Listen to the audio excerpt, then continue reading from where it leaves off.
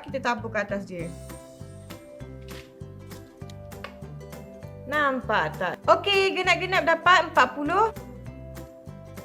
Okey, kalau nak tahu macam mana Cik Ain buat ada 2 jenis kuih raya mudah daripada cornflakes ni, make sure korang tengok video ni sampai habis. Cik Ain masukkan gula Melaka. Okey, portion ni semua Cik Ain buat sikit tau. Kalau you guys nak banyak, just gandakan dia je. Okey, kita masukkan butter. Cik Ain pakai pure butter, okey? Cik Ain nak letak sikit pandan paste bagi dia ada efek rasa pandan kat situ. Nampak tak bila kita dah cair semua gula Melaka dia dah sebati dengan butter, tutup api. Okay, Cik Ain ada cornflakes kat sini. Korang pakailah brand apa-apa pun korang nak, okey? 1, 2,5. Okey, lepas tu kita ramas-ramaskan dia. Tapi janganlah hancur sangat. Okey, dah cantik dah tu. Okey, lepas masak buih-buih ni kita tuang je, okey? Bismillahirrahmanirrahim. Jangan kau guna tangan tau. Mendapatlah nanti ya. Okey, so sekarang ni Cik Ain ada paper cup. Kita just masukkan je di dalam paper cup.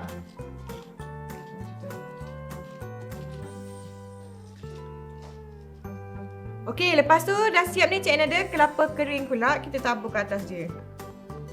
Okey, so sekarang ni Cik Ain nak bakar dalam oven. Okey, so just susun je dalam bekas. Kita punya bekas kuih raya.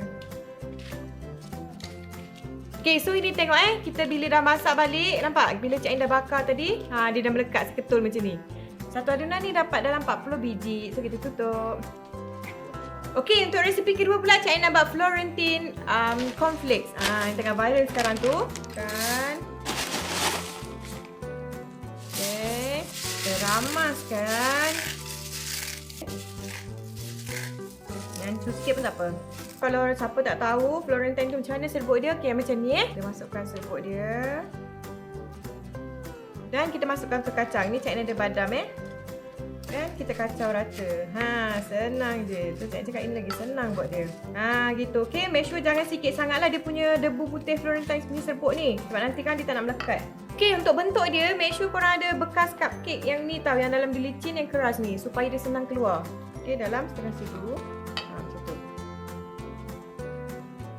Okey, Cik Ain dah siap dah ni. Cik Ain nak bakar dalam oven.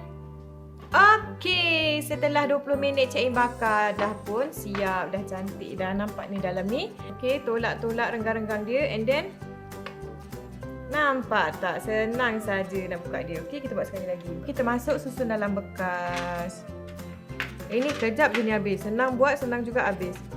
Okey, genap-genap dapat 40 biji. Okey, so korang dalam satu resepi ni boleh dapat 40 keping, okey? Okey, dah siap dah Cik Ain punya 2 resepi cornflakes mudah. Yang Cik Ain buat hari ni. You guys jangan lupa try tau. Okey, bye. Selamat Hari Raya. Okey, korang perlukan servis penghantaran daripada US ke Malaysia ataupun Malaysia ke US. Kalau korang ada barang nak hantar ataupun ada barang nak beli daripada US, korang boleh gunakan servis daripada mailboy.com.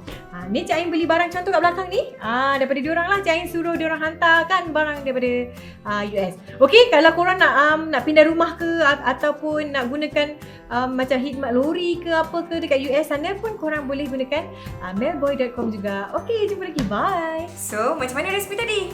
Kalau nak dapatkan banyak lagi resepi, jangan lupa subscribe kita punya YouTube channel. Jangan lupa juga like, share dan komen. Okey, jumpa lagi. Bye.